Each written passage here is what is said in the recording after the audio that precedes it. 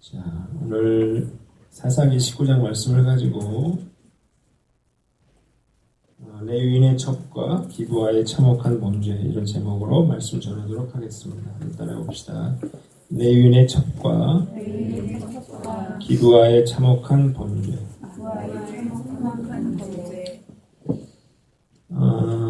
오늘 사사기 19장 말씀을 함께 나누려고 합니다.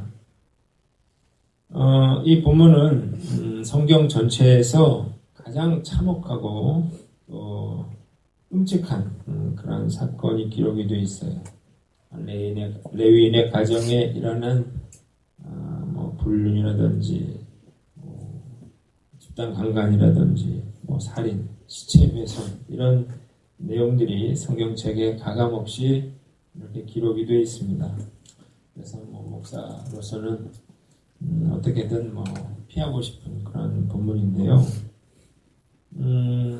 아마 제가 앞으로 이 본문을 가지고 설교할 일이 없을 것 같아요.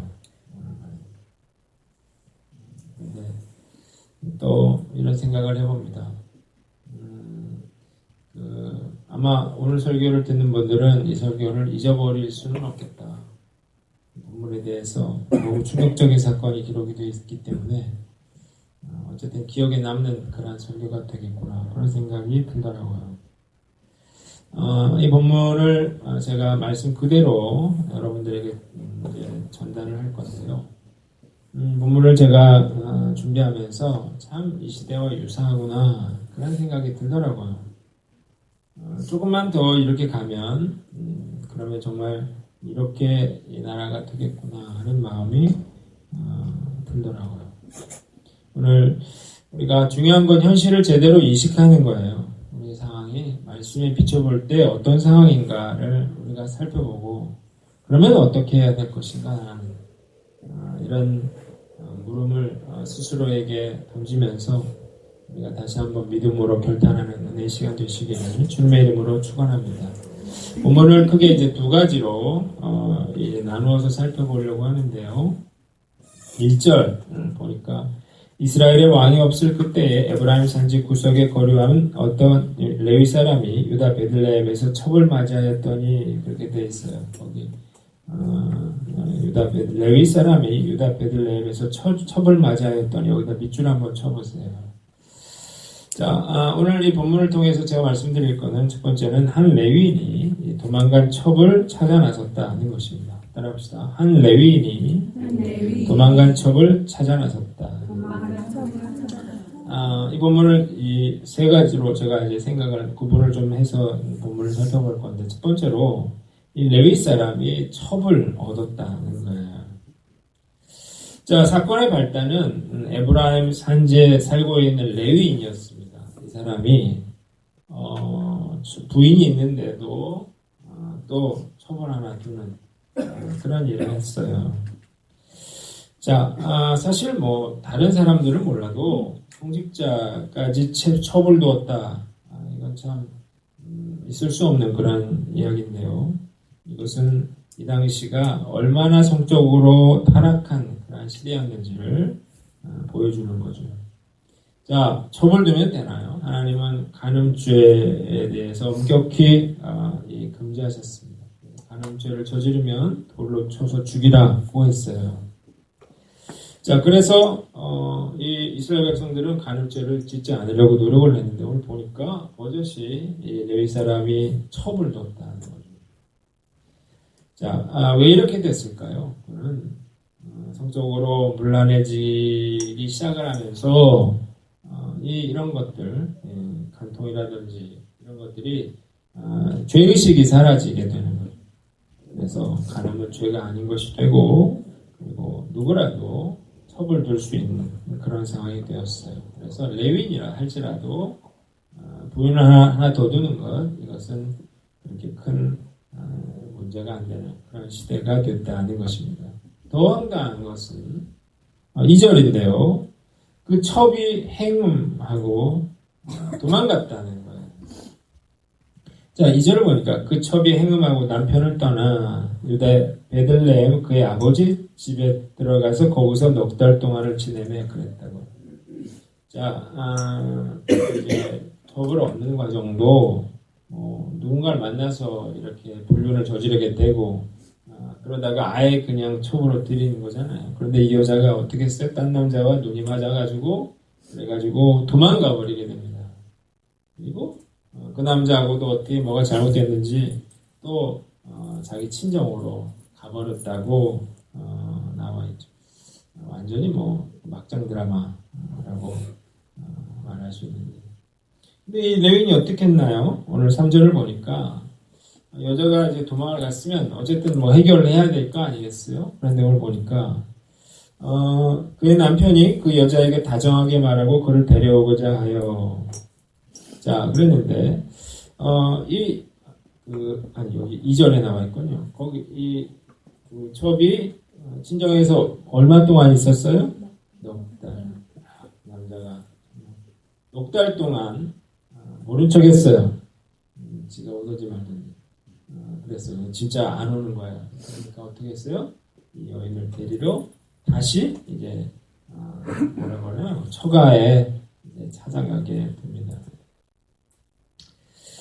자, 그러면서 뭐라고 했어요? 여자애가 다정하게 말하고 그를 데려오고자 하여 그랬단 말이에요. 사실 레위인 제사장 이런 사람들이 이런 상황이 되면 깨끗이 자기가 정리해야 되는 거 아닌가요? 이게 하나님 보시기에 옳지 않은 것이다. 이 죄진들을 포기해야 되는데 어떻게 해요? 그런 생각이 전혀 없었어요. 그래서 찾아가서 좋은 말로 달래서 이 여자를 데려오겠다 이렇게 생각하고 이제 처가를 찾아가게 되는 거죠. 이 행동은 자신뿐만 아니라 이 여인 이스라엘 모든 지파에게 아주 큰 재앙으로 돌아오게 됩니다. 4절 이하에 보면 이제 그 기브아라고 하는 곳에 이 부부가 가게 되는 그런 과정들이 나오는데 이 사위가 찾아왔다고요. 그러니까 이 장인 입장에서 어떻게 했어요? 기뻐했습니다. 왜 기뻐했어요? 자기 딸이 바람피고 지금 도망가고 있는 그런 상황인데 그 딸을 데리러 사위가 찾아온 걸 보고 너무 기뻐했습니다. 그래서 지극히 환대를 해줍니다. 이유는 뭐예요?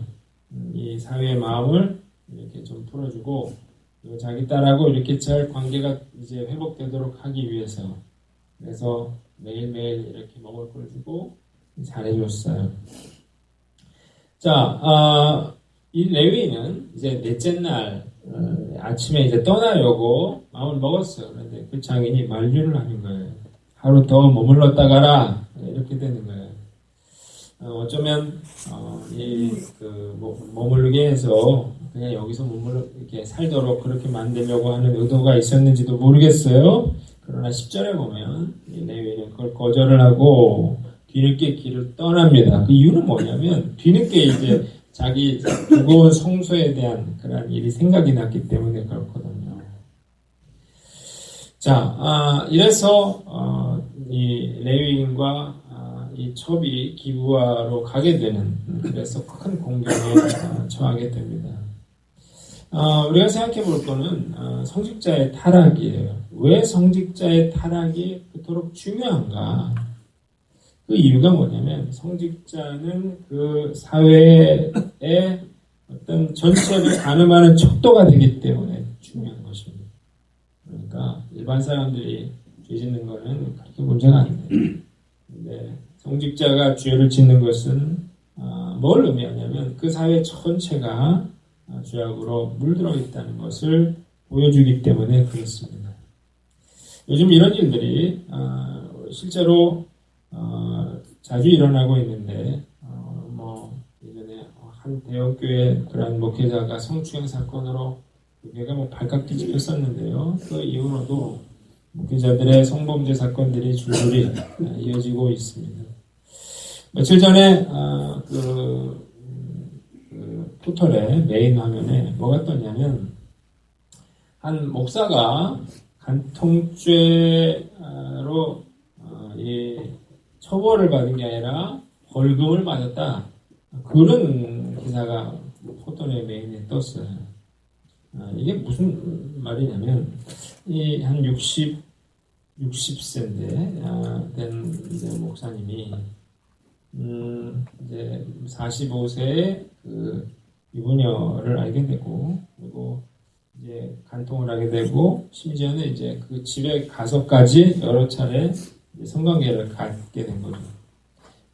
이게 이제 남편에게 들통이 나게 되고, 남편이 이제 간통죄로 이제 고발을 하게 되고 기소가 됐는데, 그래서 이제 2011년에 기소가 돼서 1심에서 징역 1년 각각, 목사님은 징역 1년, 이 여자는 징역 6개월을 선고받았는데 항소를 했어요. 그래서 징역 1년에 집행유예 2년, 그리고 징역 6월에 집행유예 1년 이렇게 이제 감형이 됐습니다. 그런데 얼마 전에 간통죄가 폐지가 됐잖아요. 그러니까 간통죄로 벌할 수가 없게 됐죠. 그러니까 검찰이 이 둘을 뭘로 고발했냐면 주거 침입죄로 이제 기소를 해서 처벌을 했다는 거죠. 이상하잖아요. 여자가 자기 집에 남자를 들인 건데 어떻게 그게 주거 침입이 되느냐 의문을 가질 수도 있지만, 이 집이라고 하는 것은 여자와 남자가 공동으로 사는 집이고, 남자의 입장에서는 다른 남자가 들어와서 그런 행위를 했다고 하는 것은 이 남편의 의사에 반해서 주거에 침입한 것이고, 그래서 평온 상태가 깨졌다고 보는 거예요. 그래서 간통죄로 이 처벌은 못했지만 주거 침입죄로 이제 처벌을 하면서 100만 원 벌금을 냈다. 이 내용이 기사의 내용이었습니다. 기사를 보면서 참 부끄럽다 그런 생각이 들어요. 차라리 간통죄로 이 처벌을 받았더라면 메인에는 안 떴을 텐데, 간통죄가 아니라 주거 침입죄로 100만 원 벌금을 받아서 메인 화면에 이렇게 뜨게 된 걸 보면서 참 많은 사람들에게 알려지고 조롱거리가 됐어요. 목회자의 타락 왜 중요하냐면, 여러분 살을 찔 때 살이 이렇게 순서가 있습니다. 어디서부터 살이 찌는지 아세요? 엉덩이부터 살이 찌는데, 엉덩이와 허벅지, 그리고 배, 가슴, 그리고 어디요? 팔뚝. 그러니까 팔뚝에 살이 찌면 내가 살이 많이 쪘구나 이렇게 생각을 해야 되는데, 맨 마지막에 어디가 쪄요? 얼굴이 살이 찝니다. 살이 빠지는 건 욕순으로 빠지게 되니까 얼굴부터 빠지게 되겠죠. 때문에 사람들은 자기가 얼만큼 살이 쪘는지 심각성을 모르는 경우가 많아요. 얼굴은 그대로. 그런데 얼굴이 살이 쪘다고 하는 것은 몸 전체에 살이 붙었다는 것을 의미합니다. 마찬가지로 목회자가 이런 까지 성적으로 타락했다고 하는 것은 그 사회의 구성원 전체가 타락했다는 걸 보여주기 때문에, 그래서 이것이 심각한 문제다 이렇게 보는 것입니다. 왜 목회자의 타락이 그렇게 심각한가요? 첫째로 목회자가 무너지면 교회가 무너지기 때문에. 이런 일이 생기면 누가 그 교회에 다니겠습니까? 그 목사님이 사임하더라도 그 교회에 굉장히 큰 분란이 일어나게 될 거예요. 둘째로 이 목회자가 중요한 이유는, 목회자가 무너지면 그 세상에 성읍에 하나님의 심판이 임하기 때문에 그렇습니다. 소돔과 고모라 성을 보세요. 왜 하나님께 심판을 받았나요? 거기 죄가 심각했기 때문이 아니에요. 거기 의인 10명이 없었기 때문에 그 무서운 심판을 받게 됩니다. 자, 목회자들이 무너져 간다고 하는 것은 이 세상에 하나님의 심판, 하나님의 징계가 임할 수 있기 때문에 무서운 것입니다. 자, 이렇게 가다가 간통죄는 이미 폐지가 됐잖아요. 지금 태어난 아이들은 어떻게 생각을 하냐면, 결혼해도 내가 다른 사람과 어떤 관계를 갖는 것은 아무 죄가 아니다 이렇게 생각을 하는 거죠. 우리는 지금 그것이 잘못된 행동이라는 걸 알고 있지만, 나중에 태어날 아이들은 그것이 죄라는 사실도 모를 수 있다는 거예요. 좀 더 그렇게 시간이 흐르면 결혼해도 그렇게 그런 간통을 저지르는 것들이 아무 문제가 되지 않을 수 있고, 그리고 뭐라고 그거를 탓할 수도 없게 되는 상황이 올 것이고, 목회자들이 이런 짓을 저질러도 그것이 문제가 되지 않는 상황이 올지도 몰라요. 우리가 목회자들이 이런 짓을 할 수 있느냐 비판하고 조롱할 것이 아니라 정말 이 정도 심각한 상황이 되었구나 라고 하는 사실을 우리가 심각하게 사태의 심각성을 깨닫고 우리가 목회자들을 위해서 정말 기도해 주시는 저와 여러분들 되시기를 주님의 이름으로 축원합니다. 두 번째 사건은 뒤에 이제 다 이제 보게 되는데요. 자, 기브아에서 그의 첩이 죽임을 당했다는 것입니다. 따라해 봅시다. 기브아에서 그의 첩이 죽임을 당했다. 자, 22절을 보니까 그들이 마음을 즐겁게 할 때에 성읍의 불량매들이 그 집을 에워싸고 문을 두들기며 집주인 노인에게 말하여 이르되 내 집에 들어온 사람을 끌어내라 우리가 그와 관계하리라. 자, 왜 기브아에 가게 되는가? 이제 장인이 붙잡았잖아요. 그래서 이제 늦게 이제 떠나게 되면서 해가 지기 시작했어요. 여부수라고 하는 곳에 이제 이르게 됐는데 그의 종이 여부수라고 하는 곳에 이제 머무릅시다. 그랬더니 뭐라고 말했냐면 여기 이방 성읍이기 때문에 우리가 베냐민 지파가 있는 다른 성읍 곧 기브아까지 가야겠다고 하는 거죠. 자, 그래서 이제 기브아로 차에 들어가는데 이미 뭐 어둑어둑해졌고 그래서 이제 성읍 넓은 곳에 앉아 있었습니다. 왜 그랬냐면 이스라엘 백성들은 나그네 대접하는 것이 굉장히 중요한 일이었기 때문에 이제 성읍에 앉아 있으면 누군가 자기 집으로 데려가게 돼 있었습니다. 그런데 아무도 자기들을 영접하는 사람들이 없었어요. 그런데 이제 한 노인이 이들을 발견을 했어요. 어디로 가며 어디서 왔느냐 이게 물어봤더니 자기가 유다 베들레헴에 갔다가 이제 에브라임 산지로 돌아가는 레위인이라고 했어요. 그러면서 자기들은 가진 것들이 많아서 폐를 끼치지 않겠다고 했어요. 그래서 이 노인이 길거리에서 유숙하는 건 위험하니까 우리 집으로 가자고 했어요. 그래서 노인의 집으로 가서 먹고 씻고 마셨습니다. 자, 그런데 이제 문제가 생겼죠. 이런 즐거운 시간을 보내고 있는데 참혹한 사건이 일어나서 22절을 보니까 그들이 마음을 즐겁게 할 때 뭐라고 했어요? 불량매들이 이 노인의 집을 에워쌌어요. 문을 두드리면서 뭐라고 했어요? 레위 사람을 끌어내라고 했어요. 자, 그 이유는 무엇입니까? 보니까 우리가 그와 관계하리라 그랬어요. 관계라고 하는 말은 성관계를 말하는 것입니다. 그러니까 이들이 왜 왔어요? 이 레위인, 남색하는 이제 동성애자들이었거든요. 그래서 이 레위인을 성폭행을 하기 위해서 이제 찾아온 거죠. 자, 그러자 이 노인이 밖으로 나왔어요. 그래서 이런 악행을 저지르지 말아라. 그러면서 뭐라고 했어요? 자기의 딸과 결혼하지 않은 자기 딸과 레위인의 첩을 내어줄 테니 24절 뭐라고 했어요? 너희가 그들을 욕보이든지 너희 눈에 좋은 대로 행하되 오직 이 사람에게는 이런 망령된 일을 하지 마라. 자, 그러자 이 레위인이 어떻게 했어요? 자기 첩을 밖으로 끌어냅니다. 그러자 이들이 이 여자를 데리고 가서 그 여자를 성폭행하게 되죠. 뭐라고 돼서 밤새도록 그 여자를 능욕하다가 새벽 미명이 놓았다 그랬어요. 자, 이제 겨우 풀려나서 레위인의 집까지 기어왔는데 그 엎드러진 상태로 참혹한 죽음을 맞게 됩니다. 오늘 본문을 통해서는 두 가지를 적용을 하려고 하는데 첫 번째는 순결하게 살라는 것입니다. 따라합시다. 순결하게 살라. 우리가 먼저 생각해 볼 것은 기브아의 그런 정말 성적 타락에 대해서 생각을 해봐야 되겠죠. 먼저 노인에 대해서 한번 생각해 봅시다.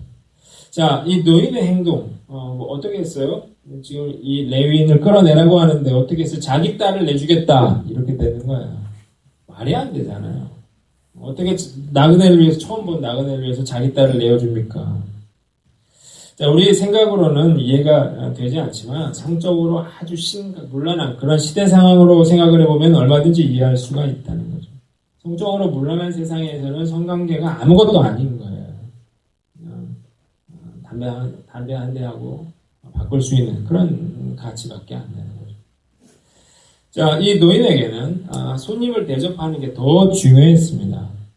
그래서 이런 성적으로 타락하게 되면 성매매 여성이 그런 직업이 존재하지 않은 사라지지 않을까 그런 생각이 들어요. 어느 누구와도 언제라도 관계를 가질 수 있는 세상에서 누가 돈을 주겠습니까? 이 노인이 그래서 자기 딸을 이렇게 내주겠다 그런 이야기를 한 거죠.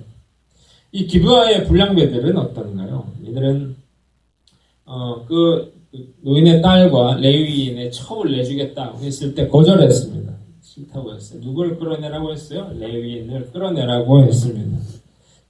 레위인을 강간하겠다는 거예요. 자, 이들은요, 엄격히 말하면 동성애자가 아니라 양성애자. 이런, 그런, 이성과의 관계로는 만족이 안 되는 거예요. 기브아 성읍은 소돔과 고모라를 뺨치는 그런 동성애가 판을 치는 그런 도시였습니다. 레위인이 이 여인을 내줬더니 어떻게 했습니까? 아쉬운 대로 이 여인을 이제 통해서 욕정을 해소하게 되죠. 밤이 새도록 집단 성폭행을 당한 여인은 결국 죽고 말았는데요. 이 여인의 몸은 폭력과 강간으로 만신창이가 됐을 거예요. 이게 뭘 보여주냐면 이런 성적인 타락이 결국 폭력으로 살인으로 이어지게 된다는 사실을 우리가 알게 됩니다. 이 말씀을 묵상하면서 정말 이 시대를 염려할 수밖에 없는데요. 왜 기브아가 이렇게까지 됐나 우리가 생각을 해보면 순결하라고 하신 거룩하게 살아라고 하신 하나님의 말씀을 그들이 무시했기 때문에 그런 거. 자, 성적으로 관영한 그런 타락한 그런 세상이 지금 돼가고 있는데 여러분들은 어쩌면 나하고는 상관없는 일이라 이렇게 생각할지도 모르겠어요. 그러나 그렇지 않습니다.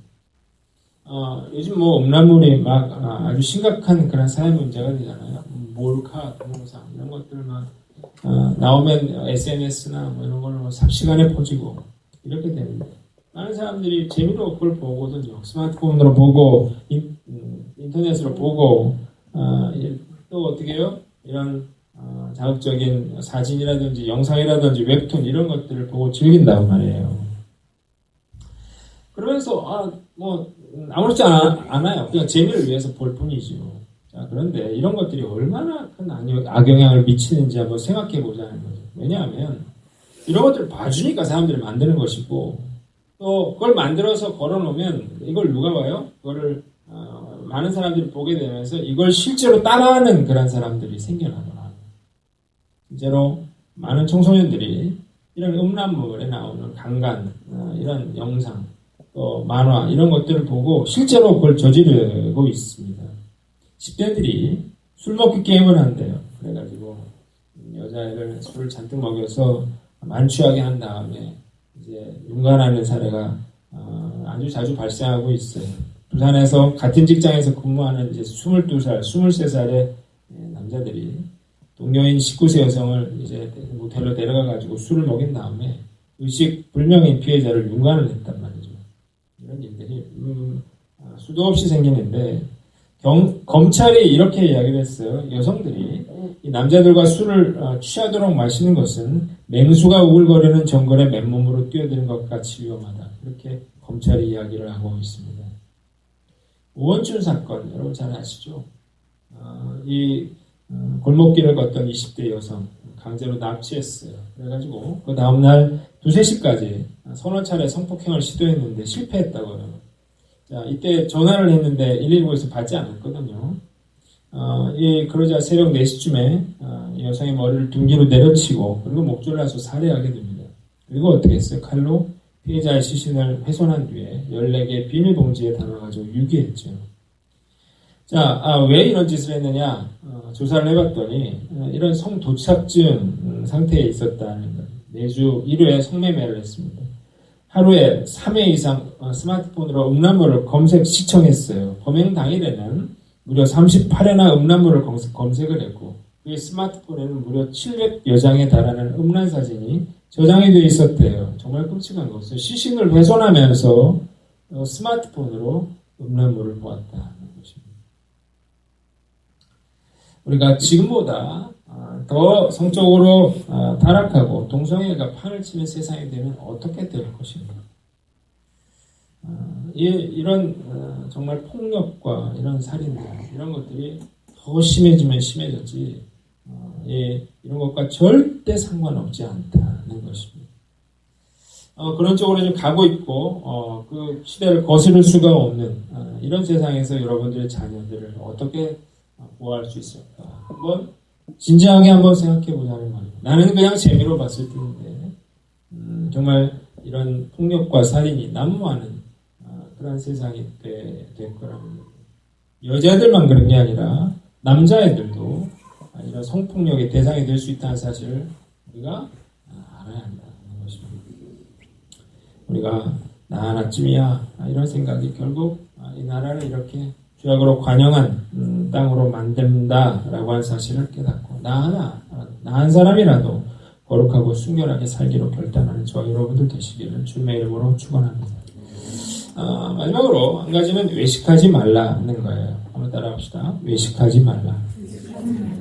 자, 우리가 생각해 볼 것은 이 레위인의 외식입니다. 외식은 뭐예요? 하는 척 하는 거죠. 말과 행동이 다른 태도를 말합니다. 18절을 보면, 그 레위인이 노인의 환심을 사려고 합니다. 18절 보니까 뭐라고 했어요? 이 노인을 만나서 우리는 유다 베들레헴에서 에브라임 산지 구속으로 간다고 했어요. 그러면서 뭐라고 했어요? 이제 여호와의 집으로 가는 중인데 그렇게 얘기를 했다고요. 자, 지금 집을 머무를 곳을 구하기 위해서 자기가 누구라고 하는 걸 밝혔어요? 자기가 이 레위인이라고 하는 사실, 성직자라고 하는 사실을 자기가 밝혔다고요. 자, 왜 그랬어요? 이 노인의 환심을 사기 위해서 자기가 레위인이라고 하는 사실을 밝혔는데요. 참 놀라운 것은 그가 실제로는 굉장히 부도덕한 사람이었다는 것이죠. 자, 뿐만 아니라 우리 자기의 첩을 불량배들에게 끌어냈다는 거예요. 오늘 본문에 보면 이 여자를 첩을 끌어냈다고 했어요. 그죠? 이걸 누가 했어요? 레위인. 자, 이 여인이 끌려나가지 않으려고 이제 벌거둥을 쳤는데 거부했는데 그럼에도 불구하고 끌어냈다는 거예요. 왜 그랬어요? 자기를 위해서, 자기 자신을 위해서 그렇게 했죠. 그녀를 데리러 베들레헴까지 찾아왔죠. 그런데 자기 생명의 위협을 느끼게 되자 어떻게 했어요? 냉혹하게 그 여인을 끌어내는. 그러나 더 참 참혹한 것은 뭐예요? 이 여인이 이제 집단 성폭행을 당한 뒤에 자기를 찾아오게 돼요. 그 집에 찾아왔을 때 어떻게 했습니까? 방치합니다. 자, 27절을 보면 그는 문을 열어주지 않았습니다. 그리고 어떻게 했어요? 아무 일도 없었던 것처럼 떠날 준비를 하고 집문을 열었어요. 그리고 엎드러져 있는 그 여인에게 뭐라고 말했어요? 일어나자, 우리가 떠나가자고 했습니다. 자, 이것은 뭘 보여줍니까? 그의 인간됨이 참 어떠한 일을 우리에게 보여주는 것입니다. 여기서 끝나지 않습니다. 세 번째로 이 레위인이 이 첩의 죽음을 어떻게 했다는 걸 온 지파에 알렸다는 것입니다. 그는 자기가 당한 일에 복수하기로 맘먹었어요. 그래서 아주 무서운 일을 저지릅니다. 29절을 보면 칼을 가지고 자기 첩의 시체를 거두어서 마디를 찍어 12덩이에 나누고 그것을 이스라엘 사방에 보냈다고 했어요. 수막을 내서 이걸 어떻게 했어요? 이스라엘 12지파에게 보냈습니다. 자, 이걸 받아보고 깜짝 놀랐죠. 그리고 뭐라고 했어요? 우리가 애굽 땅에서부터 올라온 날까지 이런 것은 우리가 듣도 본 적이 없다. 이러면서 아주 경악하게 되는 거죠. 자, 이 레위인이 자기가 당한 일에 복수하기 위해서 그가 행한 일은 정말 너무나도 끔찍한 일이었습니다. 악한 일을 당했죠. 그래서 그는 더 악한 일로 복수하는 거예요. 자, 이 일을 위해서 원래대로 한다면 실로로 가서 대제사장에게 이러한 자초지종을 이야기하고 그리고 하나님의 율법에 따라 처리를 해야 되는데 감정적으로 시체를 잘라가지고 이렇게 보내게 되니까 이스라엘 모든 지파들이 놀랐죠. 그리고 분노했어요. 그래서 어떻게 됩니까? 이 베냐민 지파와 이 전쟁을 하게 되는. 그래서 수도 없이 많은 사람들이 죽임을 당하게 됩니다.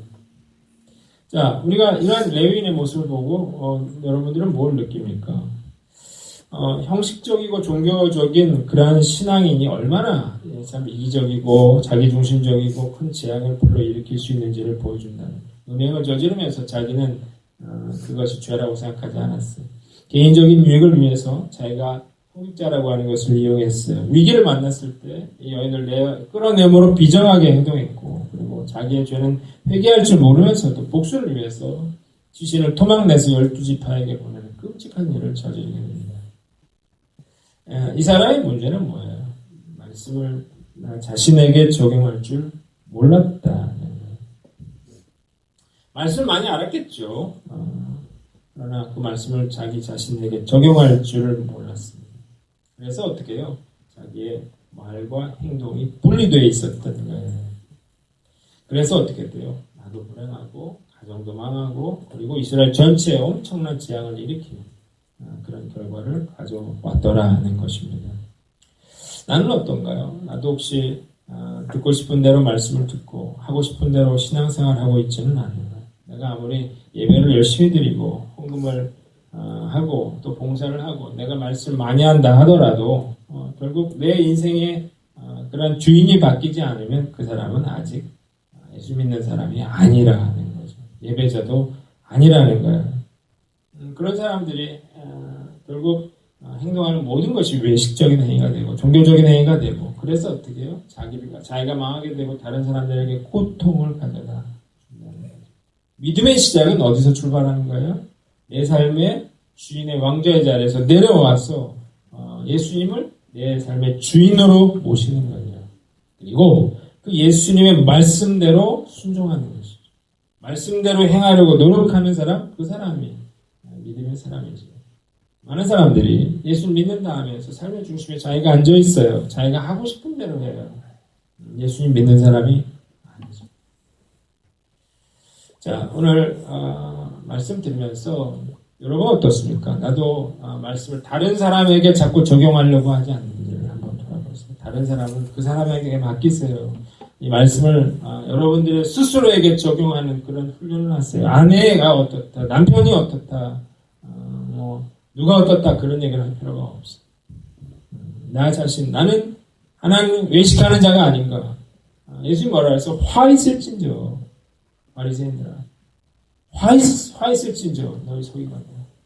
말씀을 잘 알면서 말씀대로 살지 않는 사람, 말씀을 잘 알면서 사랑을 실천하지 않는 사람, 그리고 외식하는 자가 되고 그런 무서운 하나님의 심판을 받게 된다는 것입니다. 오늘 말씀 마치겠습니다. 우리가 성직자들 위해서 기도해 주십시오. 그리고 성적인 타락이 그냥 거기서 끝나는 게 아니라 폭력과 살인으로 이어진다는 사실을 우리가 깨닫고 거룩하고 순결하게 살려고 노력하는 저와 여러분들 되기를 바랍니다. 내 생각에 오는 대로가 아니라 하나님의 말씀대로 다른 사람이 아니라 내 자신에게 말씀을 적용함으로써 외식하는 자가 되지 않는 이렇게 하나님 찾으시는 그런 한 사람 되시기를 주님의 이름으로 축원합니다.